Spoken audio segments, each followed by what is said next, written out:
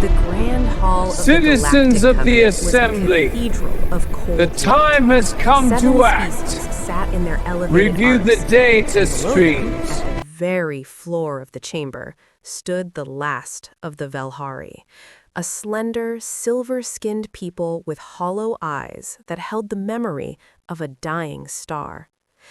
Elder Silva spoke, her voice barely above a whisper, yet the translators broadcast it perfectly. Our world, Velhar Prime, will be consumed by the Dominion fleet in 48 rotations. We ask only for recognition, a vote of condemnation. Words, if nothing else. The council exchanged glances.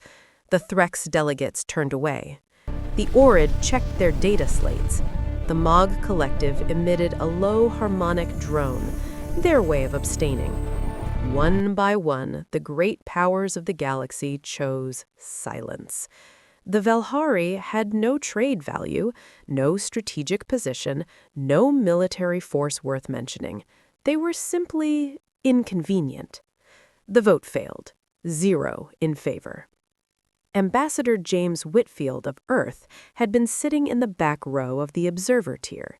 Humanity's rank in this council was junior, barely provisional. Earth had been a member for only 11 years. No one expected the human to speak. He stood anyway. "I'd like to register Earth's vote," James said, his voice carrying the quiet steadiness of a man who had already made his decision long before the room fell silent. The council chair, a towering Threx named Executive Drath, tilted his ridged head. "Humanity has observer status only. You carry no vote, Ambassador." "Then I'd like to request emergency elevation to provisional vote," James replied, pulling up his terminal. "Article 7, subsection 4. Any provisional member may petition for a single binding vote in cases of existential threat to a sentient species. I'm filing it now." The hall murmured. Drath's eyes narrowed. "You would spend your one historical vote on them?" James looked down at Elder Silva, who stared back at him with wide, uncomprehending eyes. "Yes," he said simply. Within 6 hours of the vote, every human-flagged vessel in the outer reach was rerouted. Admiral Patricia Torres aboard the EFS Resolute received her orders directly from the Secretary General.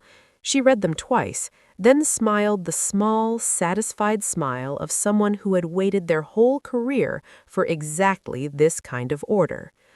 14 warships dropped out of FDL at the edge of the Velhar system. Not enough to win a full war, but enough to make the Dominion pause, enough to say, "This will cost you." Torres opened a wideband channel to the incoming Dominion armada. "This is Admiral Patricia Torres of the Earth Federation ship Resolute. You are entering a system under humanitarian protection, as defined by Earth's provisional vote, registered this cycle with the Galactic Covenant.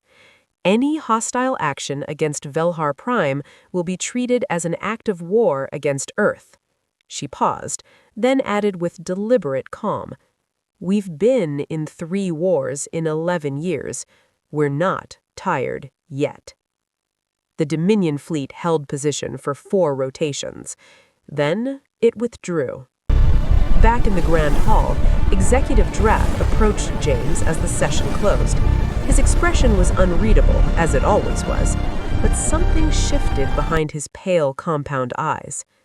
"You spent your vote, your one irreplaceable vote, for a species that cannot repay you, that cannot even survive without continuous protection.